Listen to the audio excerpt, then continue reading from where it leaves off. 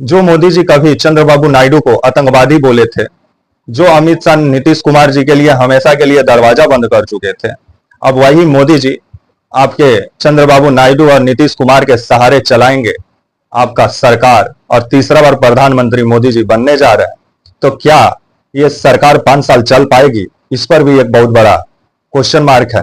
तो वहीं खबर जिस तरह से आ रही है कि 5 जून को जिस तरह से एक तरफ दिल्ली में इंडिया का बैठक हुआ तो एक तरफ एनडीए का बैठक हुआ, जहां नीतीश कुमार और चंद्रबाबू नायडू दोनों मोदी जी को अपना समर्थन दिए और मोदी जी चंद्रबाबू नायडू और नीतीश कुमार के सहारे तीसरा बार प्रधानमंत्री बनने जा रहे हैं। 8 जून को शपथ ग्रहण है। आइए बात करते हैं। नमस्कार, मेरा नाम विश्वजीत कुमार और आप देख रहे हैं वाक फॉर इंडिया न्यूज। कहा जाता है ना, राजनीति में कब परिवर्तन हो जाएगा कोई नहीं जानता है। और जिस तरह से चंद्रबाबू नायडू को लेकर के जो आंध्र प्रदेश के आपके जो टीडीपी है, वहां के जो कर्ता धर्ता हैं चंद्रबाबू नायडू, और अभी वो आंध्र प्रदेश में विधानसभा चुनाव भी जीत लिए हैं, जिसके बाद से अब उनका ओहदा थोड़ा आंध्र प्रदेश में बढ़ गया है। और अगर दिल्ली की राजनीति देखें तो वहां पे चंद्रबाबू नायडू का भी ओहदा बढ़ा हुआ है। जो मोदी जी चंद्रबाबू नायडू को आतंकवादी भी बोलते थे, क्योंकि आतंकवादी इसलिए मोदी जी बोलते थे कि 4% आरक्षण ये मुसलमानों को चंद्रबाबू नायडू दिए हुए हैं आंध्र प्रदेश में। तो क्या मोदी जी जो मुस्लिम आरक्षण का विरोध करते हैं, वही मुस्लिम आरक्षण देने वाले चंद्रबाबू नायडू के साथ अब सरकार बनाएंगे? 8 जून को शपथ ग्रहण लेंगे।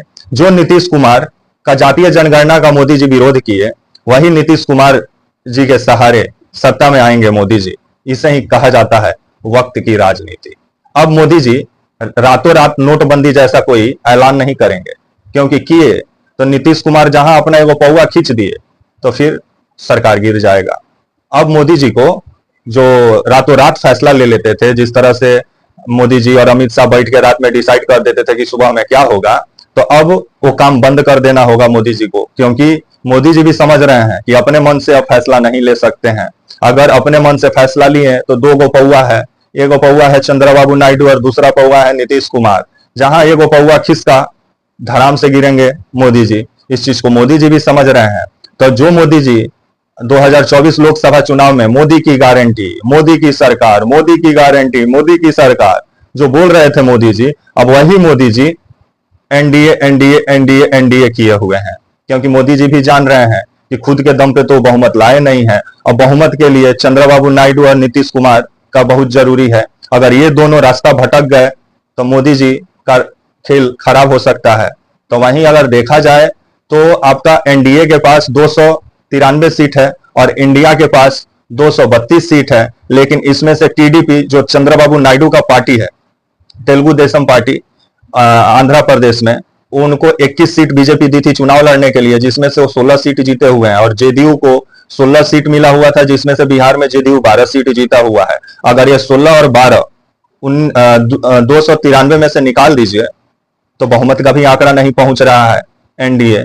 इसीलिए चंद्रबाबू नायडू और आपके नीतीश कुमार का भी भाव बढ़ा हुआ है राजनीति में, क्योंकि ये दोनों जिधर जाएंगे उधर ही सरकार बनेगा।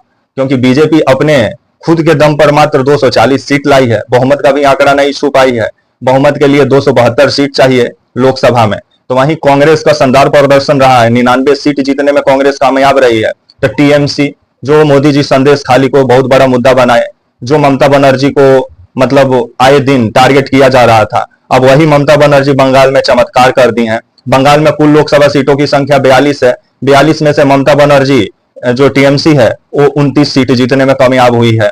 तो वहीं उत्तर प्रदेश में योगी जी बुलडोजर के सहारे 80 को सीट जीतना चाह रहे थे, और राम मंदिर और आए दिन ठोको नीति को जिस तरह से प्रमोट किया जा रहा था, जिसको जनता ने सिरे से नकार दिया, और बुलडोजर बाबा का जो कैंपेन था उसको भी जनता ने पलीदा लगा दिया। जिस तरह से आए दिन योगी जी चुनावी सभा में बुलडोजर का और राम मंदिर का डफली बजाते थे, जनता बोली बहुत बजा लिए डफली, अब घंटी बजाइए।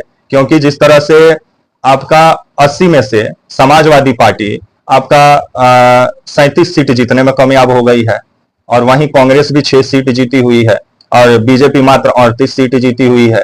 तो इसी से अंदाजा लगा लीजिए, जिस उत्तर प्रदेश में एक गाना चला था, जो राम को लाए हैं हम उनको लाएंगे, राम भी अचंभा में पड़ गए कि भाई हमको कौन ला सकता है, हम तो सबको लाए हैं। और भगवान कुछ ऐसा आशीर्वाद दिए कि अयोध्या से ही गायब कर दिए बीजेपी को।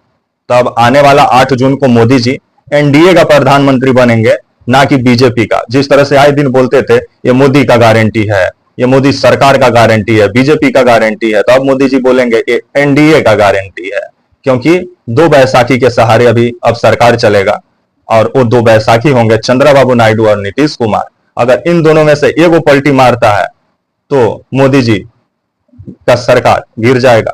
तो ये आने वाला समय बताएगा। अभी तो फिलहाल नीतीश कुमार और चंद्रबाबू नायडू दोनों सपोर्ट किए हुए हैं मोदी जी को और मोदी जी को प्रधानमंत्री बनाने में लगे हुए हैं। लेकिन क्या प्रधानमंत्री मोदी जी 5 साल तक अपना अच्छा से कार्यकाल चला सकते हैं या नहीं चला सकते हैं, ये आने वाला समय बताएगा। 1-2 साल में ही मालूम चल जाएगा, 6 महीने में ही मालूम चल जाएगा कि नीतीश कुमार और चंद्रबाबू नायडू क्या करते हैं। तब तक के लिए आप मुझे इजाजत दीजिए और आप हमारे channel walk for India news को प्लीज लाइक और सब्सक्राइब और शेयर और बेल आइकन और ज्वाइन का बटन दबाना ना भूलें। कुछ चैनल के लिए सपोर्ट करना चाहते हैं तो स्पेशल थैंक्स में जाएं। सच्ची पत्रकारिता का आप अगर समर्थक हैं तो मेरे चैनल को सपोर्ट करें। तब तक के लिए नमस्कार, जय हिंद, वंदे मातरम।